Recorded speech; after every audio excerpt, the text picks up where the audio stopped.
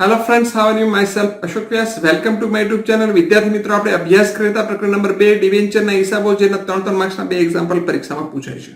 ખૂબ સહેલા અને સરળ હોય છે. મોટે ભાગે આમનોંધ વાળા એક્ઝામ્પલ પૂછવાના હોય છે. વિદ્યાર્થી મિત્રો, આજે આપણે એવો એક્ઝામ્પલ જોવાનો છે કે જેમાં ડિવેન્ચર વટાવથી બહાર પાડવામાં આવે અને વટાવની રકમ કેટલાક વર્ષોમાં માંડી વાળવાની હોય તેવી આમનોંધ સહિતનો એવો દાખલો જોવાનો છે. એવો દાખલો છે સ્વાધ્યાયનો પ્રશ્ન નંબર 10, દાહોદની મંસૂરી લિમિટેડની આમનોંધ. તો ચાલો વિદ્યાર્થી મિત્રો સ્ટાર્ટ કરીએ. સ્વાધ્યાયનો દાખલા નંબર 10. તમને સ્ક્રીન પર એક રકમ દેખાઈ રહી છે. એમાં જોઈએ આપણે દાહોદની મંસૂરી લિમિટેડ 100 નો 1 એવા 10% 8000 ડિબેન્ચર 10% વટાવથી 1/4/17 ના રોજ બહાર પાડ્યા અને ડિબેન્ચરના નાણાં નીચે મુજબ ભરવાના હતા.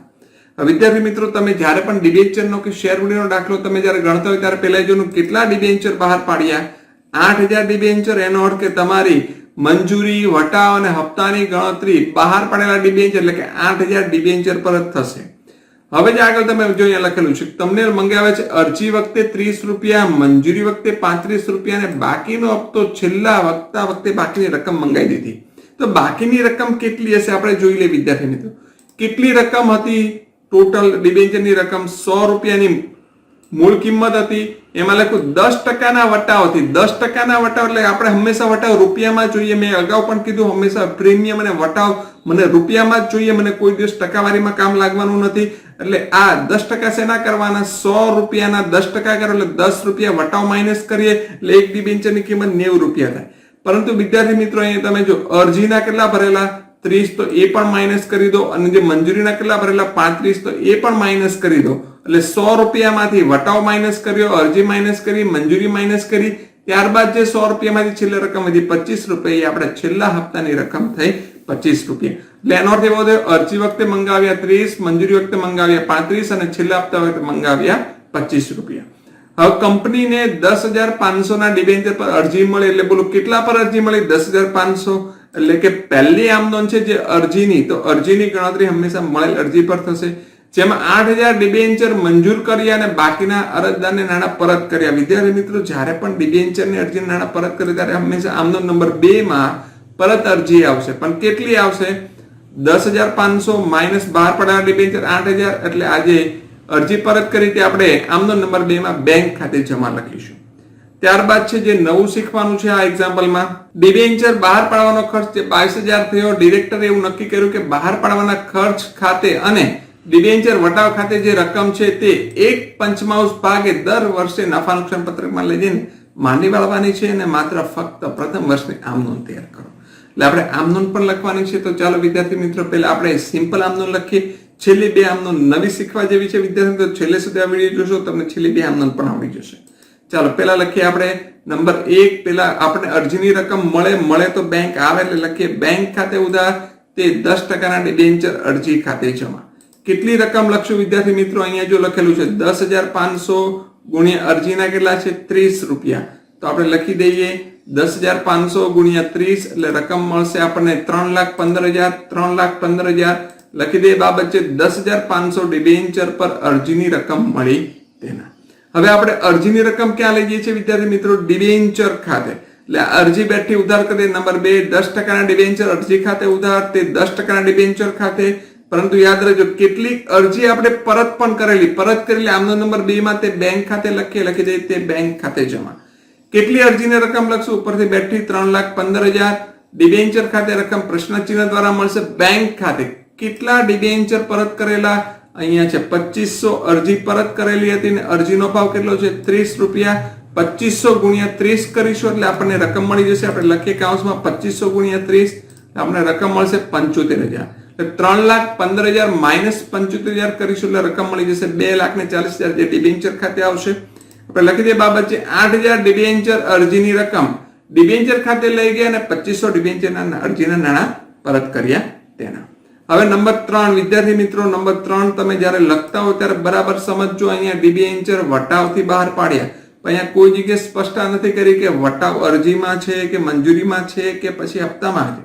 જ્યારે પણ વિદ્યાર્થી મિત્રો આની પણ એકાઉન્ટની નોટબુકમાં નોંધ કરી લેજો. જ્યારે પણ દાખલામાં કોઈ પ્રીમિયમ કે વટાવની સ્પષ્ટતા ન કરે કે ભાઈ અરજીમાં છે આ પ્રીમિયમ કે વટાવ કે મંજૂરીમાં છે કે હપ્તામાં છે, ત્યારે સૂચનાની ગેરહાજરીમાં પ્રીમિયમ કે વટાવ હંમેશા મંજૂરી પર ગણાય. પ્રીમિયમ કે વટાવ જ્યારે કોઈ ઉલ્લેખ ના કરે કે અરજીમાં છે કે મંજૂરીમાં કે હપ્તામાં, ત્યારે બધી ગણતરી હંમેશા મંજૂરીમાં ગણવાની છે. તો 10% એટલે કે 10 રૂપિયા વટાવ છે આપણે હંમેશા મંજૂરીમાં ગણીશું.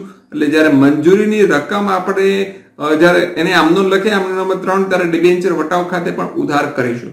ચાલો આપણે આમનો લખી દઈએ. આમનો નંબર 3, મંજૂરી રકમ મંગાવો 10%ના ડિબેન્ચર મંજૂરી ખાતે ઉધાર, ડિબેન્ચર વટાવ ખાતે ઉધાર તે 10%ના ડિબેન્ચર ખાતે. મંજૂરી ખાતે કેટલી રકમ જોઈએ અહીંયા ઉપર આપણે સ્પષ્ટતા કરેલી છે. મંજૂરી કેટલા પર ગણાશે? 8000 ડિબેન્ચર પર, અને ભાવ કેટલો છે? 35 નો. ચાલો આપણે લખી દઈએ, અને વટાવમાં છે 10 રૂપિયા. ચાલો પેલા એ લખી દઈએ. 8000 ગુણ્યા 35 એટલે મળી જશે 2,80,000, અને વટાવ 10 રૂપિયા, તો 8000 ગુણ્યા 10 એટલે મળી જશે 80,000. એટલે ડિબેન્ચર ખાતે પ્રશ્ન ચિહ્ન દ્વારા રકમ મળી જશે 3,60,000. આપણે લખી દઈએ બાબત છે 8000 ડિબેન્ચર પર મંજૂરી રકમ લેણી થઈ તેના. હવે આપણને મંજૂરી રકમ મળી જાય તો બેંક આવે. કોઈની પણ મંજૂરી રકમ બાકી નથી, એટલે બેંક આવે તો ઉધાર લખે. બેંક ખાતે ઉધાર તે 10% ડિબેન્ચર મંજૂરી ખાતે. રકમ કેટલી લખવાની વિદ્યાર્થી મિત્રો? બરાબર ફોકસ કરજો મારી આ બાબત પર. 10%ના ડિબેન્ચર મંજૂરી ખાતે લખ્યું છે ને, અહીંયા ઉપર પણ લખ્યું 10%ના ડિબેન્ચર મંજૂરી ખાતે. તો 3,60,000 નથી લખવાની કેટલી? 2,80,000. ઉપરનું જે સેન્ટેન્સ છે તે જ આપણે બેઠી રકમ લેશું. 2,80,000 બાબત છે લખી દે. 8,000 ડિબેન્ચર પર મંજૂરી રકમ મળી તેના. હવે આપણે જોઈએ કે કોઈ હપ્તા છે, તો હા જો છેલ્લો હપ્તો મંગાવેલો કેટલા રૂપિયાનો છે? અહીંયા આપણે શોધેલો હતો 25 રૂપિયાનો. ચાલો છેલ્લો હપ્તો મંગાવો એટલે આમનો નંબર 5 આવશે. 10% ડિબેન્ચરના છેલ્લા હપ્તા ખાતે ઉધાર તે ડિબેન્ચર ખાતે જમા. કેટલી રકમ આવશે? અહીંયા વાત કરીએ હપ્તાની ગણતરી પણ અહીંયા થશે 8,000 અને ભાવ છે 25 રૂપિયા. ચાલો એનો કરી દે ગુણાકાર. 8,000 ગુણ્યા 25 એટલે રકમ મળશે આપણને 2 લાખ રૂપિયા. 2 લાખ રૂપિયા બાબત જે લખી દે. 8,000 ડિબેન્ચર પર આખરી હપ્તાની રકમ લેણી થઈ તેના. હવે લેણી થઈ, હવે આપણને મળી જાય તો બેંક આવે. આમનો નંબર 6, બેંક ખાતે ઉધાર તે 10%ના ડિબેન્ચરના છેલ્લા હપ્તા ખાતે જમા. ઉપરની બેઠી રકમ આવશે 2 લાખ રૂપિયા. 2 લાખ રૂપિયા બાબત છે 8,000 ડિબેન્ચર પર છેલ્લા હપ્તાની રકમ મળી તેના. હવે વિદ્યાર્થી મિત્રો શું કામ કરવાનું છે? 2 આમનો લખવાની બાકી છે. જો તમને મેં કીધું છેલ્લે હું સમજાવીશ.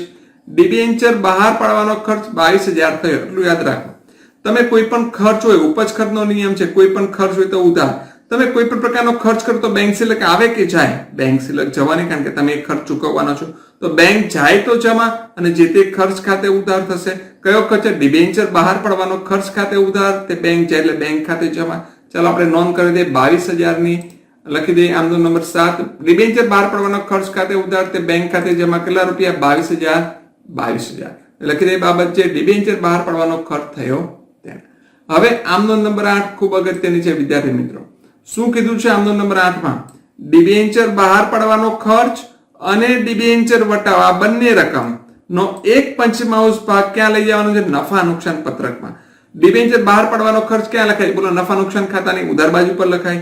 ડિબેન્ચર વટાવ પણ આપણી કંપની માટે એક મૂડી નુકસાન છે, મૂડી ખોટ કહી શકાય. તો એ પણ નફા નુકસાનની ઉધાર પર આવવાનો. એનો અર્થ કે નફા નુકસાન ખાતું ઉધાર થવાનું છે. તે કયો ખર્ચ છે? ડિબેન્ચર બહાર પાડવાનો ખર્ચ, અને તે કયો છે? ડિબેન્ચર વટાવ ખાતે. ચાલો આપણે રકમ પછી લખીશું. પહેલા આપણે આમનું લખી દઈએ. નફા નુકસાનની ઉધાર પર આવે. નફા નુકસાનના પત્રક ખાતે ઉધાર તે ડિબેન્ચર વટાવ ખાતે, તે ડિબેન્ચર બહાર પાડવાના ખર્ચ ખાતે. કેટલો ભાગ કીધેલો? 1/5 ભાગ. તો વિદ્યાર્થી મિત્રો તમને ખબર હોવી જોઈએ ડિબેન્ચર વટાવ કેટલો હતો? આર્યો ડિબેન્ચર વટાવ કેટલો છે? 80,000. તો આપણે 80,000 ના 1/5 ભાગ કરીશું. આપણે લખીએ 80,000 ના 1/5 ભાગ કરીએ એટલે આપણને રકમ મળી જશે 16,000. બહાર પાડવાનો ખર્ચ કેટલો? ઉપરની આમનોંધમાં છે 22,000. તો 22,000 ના પણ 1/5 ભાગ કરી દઈએ. 22,000 ગુણ્યા 1/5 એટલે 4400. એટલે ઓટોમેટિક નફા નુકસાનમાં રકમ મળી જશે 20,400. આ રીતે આપણે એની માંડવાળ કરી. 5 વર્ષમાં માંડવાળ હતો, જેમાં 1 વર્ષની માંડવાળ કરી દીધી. આપણે 1 વર્ષની આમનોંધ પૂછેલી છે. બાબત જે લખી દે ચાલુ વર્ષે ડિબેન્ચર વટાવ અને ડિબેન્ચર બહાર પાડવાના ખર્ચને નફા નુકસાન ખાતે લઈ ગયા તેના. હવે બંને બાદનો સરવાળો કરીએ તો 17,12,400 17,12,400 કુલ સરવાળો થાય છે. વિદ્યાર્થી મિત્રો તમને આ વિડીયો કેવો લાગ્યો નીચેની કોમેન્ટ બોક્સમાં જરૂરથી જણાવજો. આ ઉપરાંત અમારો વિડીયો પસંદ પડે તો લાઈક કરો, તમારા મિત્રો સાથે શેર કરો, અને આવા વિડીયોની અપડેટ મેળવવા માટે અમારી ચેનલ સબસ્ક્રાઇબ ના કરી તો સબસ્ક્રાઇબ કરો, જેથી આ વિડીયોની અપડેટ મળતી રહે. નેક્સ્ટ ટાઈમ ફરીથી આ ચેપ્ટરના જે વેરી મોસ્ટ ટાઈમ જે બોર્ડમાં આ એક્ઝામ્પલ પૂછાઈ ગયેલા છે એવા એક્ઝામ્પલ આપણે જોવાના છે. ત્યાં સુધી આપનો દિવસ શુભ રહે. Thank you very much.